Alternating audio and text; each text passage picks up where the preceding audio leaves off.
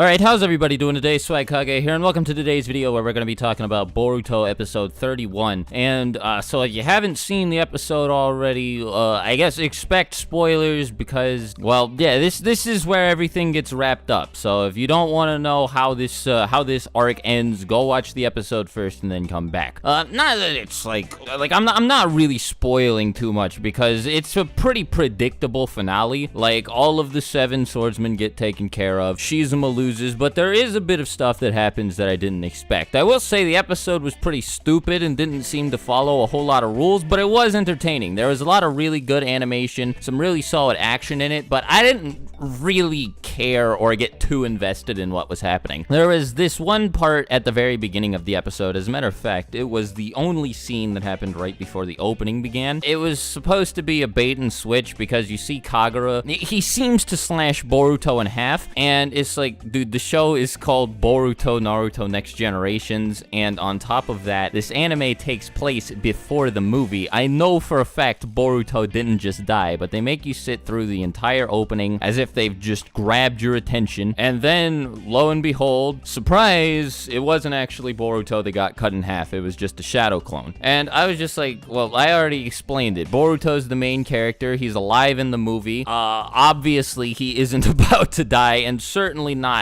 by being fucking bisected. That sort of attitude is one that I felt I had consistently throughout the episode, not just this episode, but I guess the whole arc in general, because it's like, you know, Boruto isn't gonna die. And now, I don't know, it's a bit weird because now that I think about it, there was a lot more tension in the battle between Sarada and the girl who was using Kiba last week, because, you know, I actually felt that Sarada was in danger and I wasn't sure if she was gonna be able to win, even though I knew for a fact that she couldn't die. Whereas here, it just felt like you knew Boruto was gonna be able to get through this situation. You knew nothing bad was gonna happen to him, so whatever. Another thing that bugged me about the episode was Boruto was able to fucking talk no jutsu Kagura. Well, almost talk no jutsu Kagura. It wasn't fully him that convinced Kagura to come back to the light side. Mitsuki showed up with some information about Shizuma that actually changed Kagura's mind completely. He was like, yeah, so this guy, he's a total cunt. He has been lying to you the whole time. So Shizuma's whole shtick was that, like, he didn't like the way the Hidden Mist operated, apparently. Chojuro and Mei would hire people in secret to kill anybody that they didn't like behind the scenes in order to make sure that there was nobody out there who could interfere with whatever it was that they planned to do at any given time. You know, they didn't want any obstacles in the way of their ambitions, so they operated the Mist in a pretty corrupt way, you know, just killing people if they didn't like them. And Shizuma was vocally critical of that. But Mitsuki came in midway in the episode and he was like, well, Shizuma, you're a big fat hypocrite because you do the exact same thing and you keep it hidden away. He got some information out of, like, some other people who had been backing him from the Land of Waves, I think, or some other people outside of the Land of Waves who had been, like, working with the Land of Waves. I'm not entirely sure about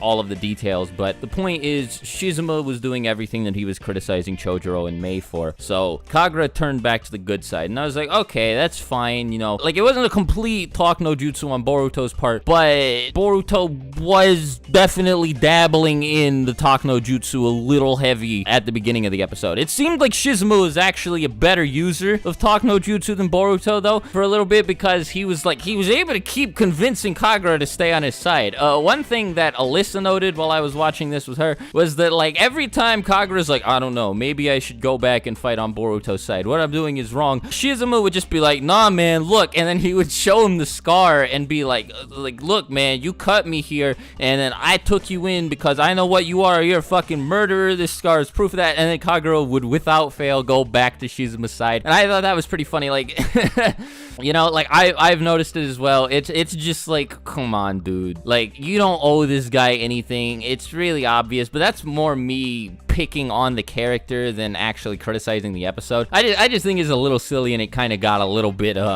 a little bit tiring to watch. But yeah, Kagura finally decides not to stick with Shizuma. It's not a horrible, horrible talk no jutsu moment, like where Naruto convinced fucking Nagato to revive all of the villagers in the Hidden Leaf, like by some miracle. You know, it isn't anything on like that scale, or like when he convinced Obito to start fighting for everybody again. It's more just like he's like, hey, come back and fight with us, and then with a little bit of help from Mitsuki, he's able to actually get Kagura to, you know, come back and fight with them. I think he tries talk no jutsuing Shizuma, though he seems a lot less interested in doing so, and he's much more interested in fighting this guy and actually taking him out, which I've always found this funny about Naruto. It's like there are certain people that he has absolutely no problem fucking murdering, like Kakazu, for instance, but you know, like certain people he just feels the need to debate them, and you know, I guess Boruto inherited that from his dad as well, because, you know, he really wanted Kagura to come back to being a good guy, but then he didn't really seem too interested in doing the same with Shizuma. He did try to explain to Shizuma that what he was doing was wrong. Kagura made many more attempts to talk no jutsu Shizuma than Boruto did, I'll say. Anyway, I'm sort of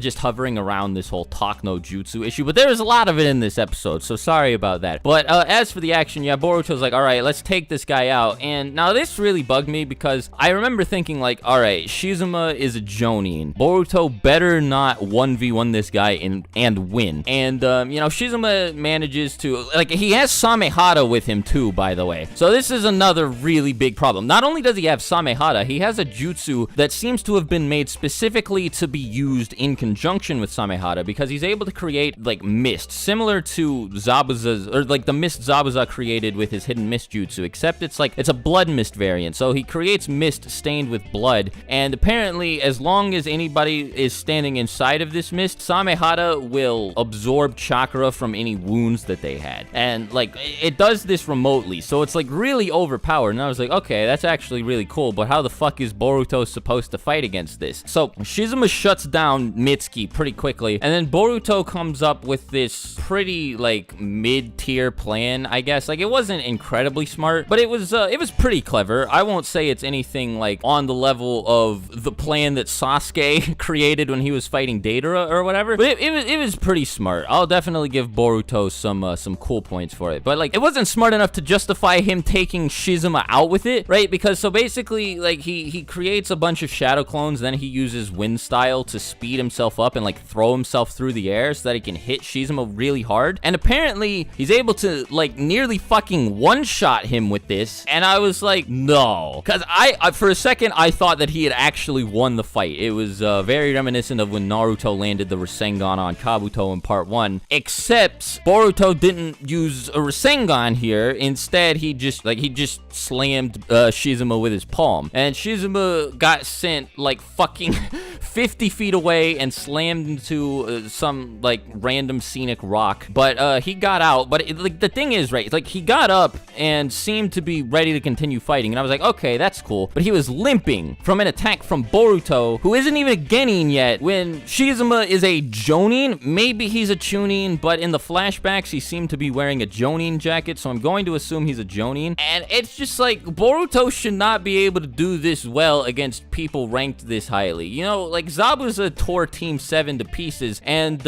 even managed to imprison Kakashi for a little while. And like the best that Naruto and Sasuke could do when working together against him was like force him to move his arm in order to lower the water prison. They weren't going to land any like attacks on him capable of fucking damaging him. Certainly not to the point that he started limping and seemed like really frustrated by the fact that he was losing the fight. So the fact that Boruto pretty much by himself, he did have a little bit of help from Mitsuki, but not much. The fact that Boruto was able to pretty much by himself severely injure, I don't know if severely is the right adjective, but he was definitely able to cause some noticeable injuries to Shizuma. Again, borderline by himself, like that just bugs me. I think Boruto is way too OP and they really need to tone it down. But again, that doesn't make me hate the episode or whatever, because the action was fine. It was just like a lot of the stuff that happened in it really annoyed me. After this, so Shizuma gets up and I'm just like, all right, thank God he's about to continue fighting, but like I've mentioned, he was limping.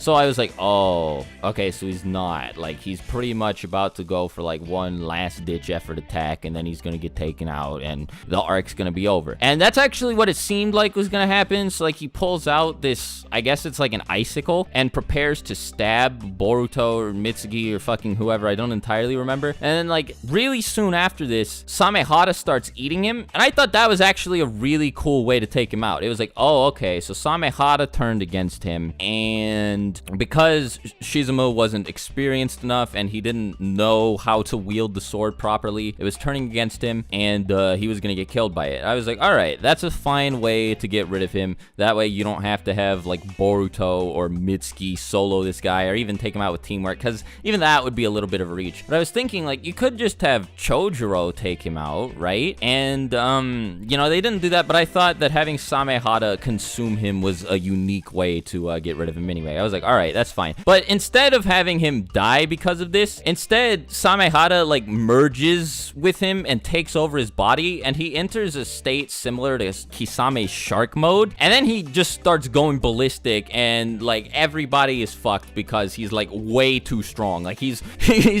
definitely a lot more physically powerful after Samehada merges with his body. And I thought this was really stupid, because it was like Samehada absorbed him, not the other way around, like when Kisame transformed. So I was like, this is a little bit iffy. I don't know if I'm a fan of this, but I was like, all right, fine. So what's gonna happen is Chojuro is gonna show up and take care of this guy, right? And that's exactly what it seemed like was gonna happen. Chojuro showed up and he was like, all right, Kagura, give me back my sword. I'm gonna take care of this guy. You know, if I charge it up with chakra, I'll be able to offset the traits of Samehada or fucking whatever. And I was like, yes, finally, I get to see Chojuro sweep this guy up. But no, Kagura was like, hey man, let me handle this. I really want to right my wrongs and blah blah blah. And I was like, no, man, why did you?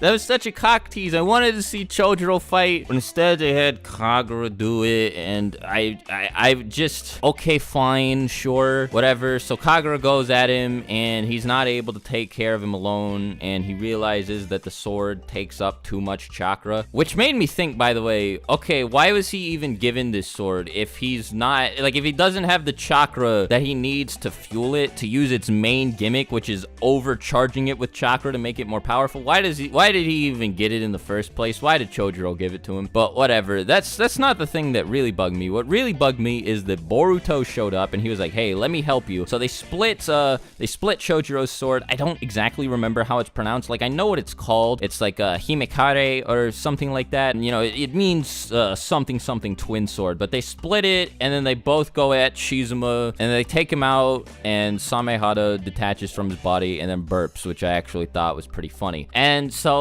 you know, what you get is apparently Boruto and Kagura soloed this Jonin plus level fighter who had a strength buff thanks to Samehada, and they did it rather quickly, and I thought it was a little bit lazy, and it didn't make a whole lot of sense, and Boruto's OP, and it really doesn't feel like there are a whole lot of stakes in this anime because he's able to solve problems really quickly, but nonetheless, the episode was pretty enjoyable. This is going to be the last action-oriented episode for a while, it seems, because next week everybody's returning home to the Hidden Leaf Village, and it's going to be centered around Boruto trying to go back to the mist and find a souvenir for Himawari, because he promised her one, and I guess because of all the fighting that went on in the Hidden Mist, he forgot to get it for her. So, you know, I guess everything's going to be a lot more laid back, and I shouldn't be, but I'm actually looking forward to this, because it seems like the writers behind this show are a lot better at writing slice of life stuff than they are at writing action stuff, because really the episode was incredibly silly. Not a whole lot of stuff made sense. It was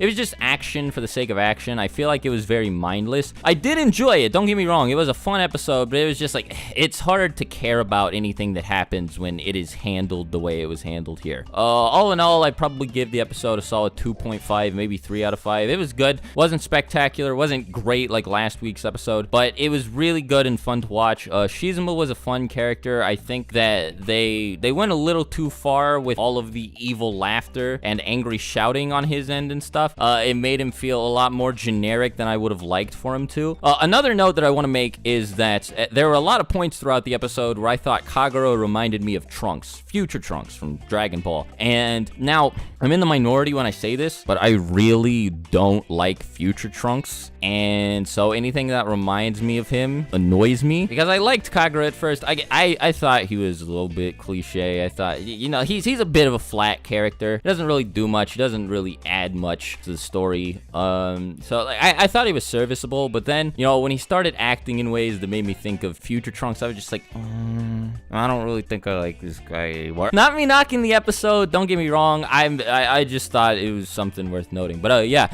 anyway, that's all from me. Let me know your thoughts about the episode in the comments below, and until my next video, I'll talk to you later. Swagkage out. Bye.